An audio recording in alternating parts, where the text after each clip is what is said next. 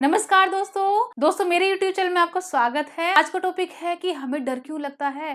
दोस्तों काफी बार हम बहुत डर जाते हैं, बट हमें इसके पीछे साइंटिफिक रीजन का पता होना चाहिए। इसके पीछे साइंटिफिक रीजन क्या है कि जब हम ऐसी कंडीशन में होते हैं तो हम डर क्यों जाते हैं। हमारी बॉडी में ऐसे क्या हो जाता है कि हमारे जो हार्ट रेट है वो बहुत तेज हो जाती है, हमारे आंसू आने लग जाते हैं, या तो हम वहां से इस कंडीशन भाग ही जाते हैं। तो दोस्तों डर तो हमें कैसे भी लग जाता है, हमें भूतों से भी डर लग जाता है।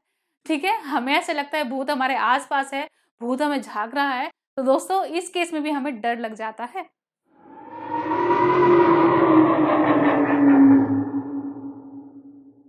तो दोस्तों आपने काफ़ी बार सीरियल में भी देखा कि कोई भूतिया बंगला होता है और वहाँ पे भूत दिखाए जाते हैं और वहाँ पे लोग डर जाते हैं। तो दोस्तों यहाँ पे हम फ़ियर की बात करेंगे। फ़ियर जो है वो लिंक्ड है, थ्रेट से लिंक्ड है और डेंजर से, ठीक है? अगर आप इस कंडीशन में फँसे हुए हो, तो हमारी बॉडी में डर पैदा हो जाता है। तो दोस्तों जब भी हमें बच्चों को डराना होता है, तो हम बच्चों को कुछ ऐसे भी डरा देते हैं। तो काफ़ी बार देखा होगा कि पेरेंट्स अपने बच्चों को भी ऐसे डराते हैं कि बाहर नहीं जाना है, तो बाहर जाओगे तो भूत आ जाएगा, चुड़ैल आ जाएगी। इस केस में भी हम डर जाते हैं, बहुत डर जाते हैं। तो दोस्तों हम यहाँ पे कुछ कंडीशंस की बात करेंगे, जैसे हमारी बॉडी में डर होता है, ठीक? तो दोस्तों सेल्फ प्रिजर्वेशन में क्या होता है, हमारी बॉडी हमको प्रिपेयर्ड कर देती है अगर हमारे आस-पास कुछ ऐसा रिस्क है जिससे हमें नुकसान होगा। अगर हम बात करें सेकंड कंडीशन की, तो सेकंड कंडीशन में क्या होता है, जो कि हमें पता ही नहीं, ठीक है? या फिर पता नहीं है, या फिर हमें पता नहीं है, या फिर हमारी बॉडी उस चीज़ को लेके कंफर्टेबल नहीं है। इसमें भी क्या होता है, हमारी बॉडी में डर पैदा हो जाता है और हम उस चीज़ से बाहर आ जाते हैं। हम यहाँ पे थर्ड कंडीशन की बात करें, तो थर्ड कंडीशन में क्या होता है, इस केस में क्या होता है कि हमारे साथ जो पहले जो पास्ट में जो हो चुका है, उसका हमारी बॉडी में डर रहता है, ठीक है? अगर दोबारा से हम वही कंडीशन में फँस जाते हैं, तो हमारी बॉडी प्रिपेयर्ड रहती है। अगर हम यहाँ पे बात करें सोशल एंड कल्चरल फैक्टर्स के बारे में बात करें, तो दोस्तों हम यहाँ बात करेंगे हमारे जो कल्चरल बिलीफ जो होते हैं। सपोज़ कि कोई भूत को मानता है, या कोई काला जादू को मानता है, या फिर घर में जो भी हो रहा है, हम अपने पेरेंट्स से डर जाते हैं, भाई-बहन से डर जाते हैं। इस केस में भी हमारी बॉडी में डर पैदा हो जाता है। अगर हम बात करें लॉस ऑफ कंट्रोल, तो यहाँ पे क्या होता है, कभी-कभी कंडीशन ऐसी आ जाती है कि हम उसको सँभाल नहीं पाते, आउट ऑफ कंट्रोल होती हैं वो कंडीशन। तो इस केस में भी क्या होता है, हमारी बॉडी में डर पैदा हो जाता है। दोस्तों अब बारी आई है साइंटिफिक रीज़न की, कि इन सब के पीछे साइंटिफिक रीज़न छिपा हुआ है या फिर नहीं। दोस्तों इन सब के पीछे साइंटिफिक रीज़न्स छिपे हुए हैं कि हमारी बॉडी में ये सब होता कैसे है, ठीक है? हमें डर क्यों पैदा हो जाता है एकदम से। दोस्तों हम यहाँ बात करें फ़ियर की। दोस्तों फ़ियर हमारे लिए बहुत अच्छा है।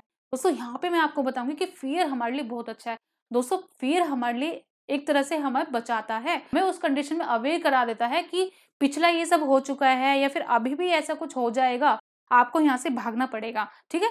दोस्तों हम यहाँ पे देखेंगे कि डर हमारे लिए अच्छा है, बट अगर ये बहुत एक्सट्रीम हो रहा है तो ये हमारे लिए अच्छा नहीं है। हमें यहाँ पे अपने डॉक्टर को दिखाना पड़ेगा, अपने मेंटल हेल्थ का चेकअप कराना पड़ेगा। दोस्तों अब हम यहाँ बात करेंगे कुछ हार्मोन्स के बारे में, कुछ केमिकल्स के बारे में, जो हमारी बॉडी में रिलीज होते हैं जब डर पैदा होता है। दोस्तों अब हम यहाँ बात करें एमिगडाला के बारे में। दोस्तों एमिगडाला होता है हमारे ब्रेन में सिचुएटेड, ठीक है? ये होता है एक बादाम के शेप का, बहुत छोटा होता है, बट इसका काम है डर पैदा कराना। और डर कैसा पैदा कराते हैं, यहाँ पे हम देखेंगे। जब हम कोई भी ऐसी कंडीशन में फँस गए हैं, ठीक है? सपोज़ कोई इंसेक्ट आ गया है, कोई मकड़ी आ गई है, फिर भूत देख लिया है, फिर कोई भी ऐसी कंडीशन जो ऐसी आ गई है कि हमें डर लग जाता है, तो इस केस में क्या होता है, हमारा जो एमिगडाला है वो फ़ियर रिस्पॉन्स देता है, वो एक्टिवेट हो जाता है। उस केस में क्या होता है, हमें डर लग रहा होता है। दोस्तों एमिगडाला का बहुत बड़ा रिस्पॉन्स होता है हमारी बॉडी में डर पैदा कराना। दोस्तों अब हम सेकंड रीज़न की बात करेंगे, तो दोस्तों सेकंड रीज़न है फाइट और फ्लाइट रिस्पॉन्स। दोस्तों इस केस में क्या होता है, हमारा जो सिंपैथेटिक नर्वस सिस्टम है ना, वो एक्टिवेट हो जाता है।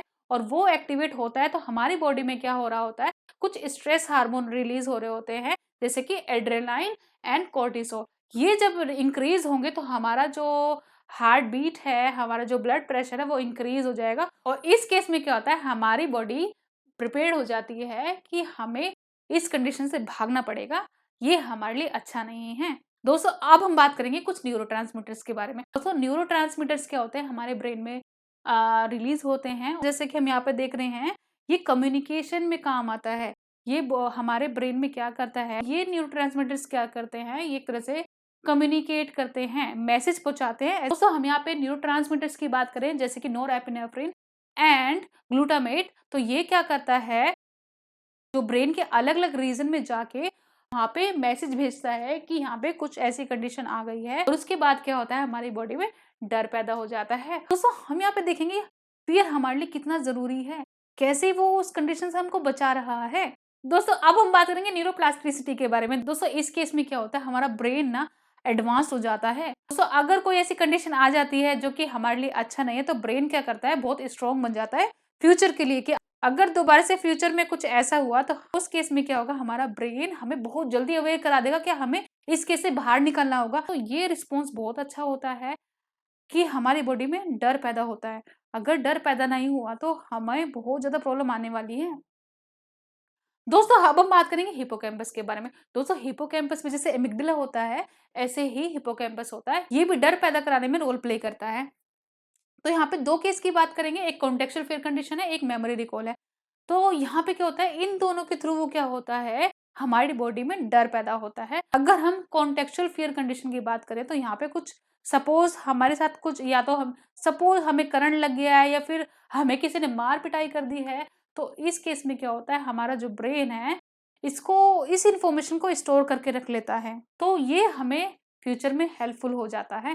सपोज हमारे साथ अभी कुछ ऐसा हो रहा है या फिर कुछ ऐसी दोबारा से कंडीशन ऐसी आ गई तो हमारा ब्रेन क्या करेगा फटाफट से उसको याद करेगा कि उस केस में क्या हुआ था और हमारी बॉडी में डर पैदा करा देगा कि ये पहला हो चुका है और हमें इस केस से फटाफट बाहर निकलना पड़ेगा, हमें भागना पड़ेगा। दोस्तों हिपोकैम्पस का भी बहुत बड़ा रोल होता है। दोस्तों अगर हम बात करें एमिग्डाला के बारे में तो दोस्तों एमिग्डाला सबसे बड़ा रोल प्ले करता है डर पैदा कराने में। हिपोकैम्पस का भी बहुत बड़ा रोल होता है डर पैदा कराने में, बट ये एज ए कॉम्प्लीमेंट काम करता है। तो दोस्तों आज का टॉपिक यहीं तक था। आशा कर रही हूँ आपको सब कुछ समझ में आया होगा, आपको डर के बारे में पता चला होगा, आपको साइंटिफिक रीजन के बारे में पता चला होगा कि डर के पीछे क्या साइंस होती है और आपको ये भी पता चला होगा कि डर हमारे लिए बहुत अच्छा है। डरना है, जरूर डरना है, क्योंकि इसमें क्या हो रहा है हमारा ब्रेन हमको अवेयर करता है कि ये कंडीशंस पहले आ चुकी है या फिर अभी भी जो आई हैं, ये हमारी बॉडी को प्रिपेयर कर देता है कि हमें भागना है। तो दोस्तों वीडियो अच्छी लगी तो लाइक करना और अगर आप इस चैनल पर नए हैं तो चैनल को सब्सक्राइब करना। दोस्तों फिर मिलते हैं एक नए टॉपिक के साथ। आज के लिए नमस्कार।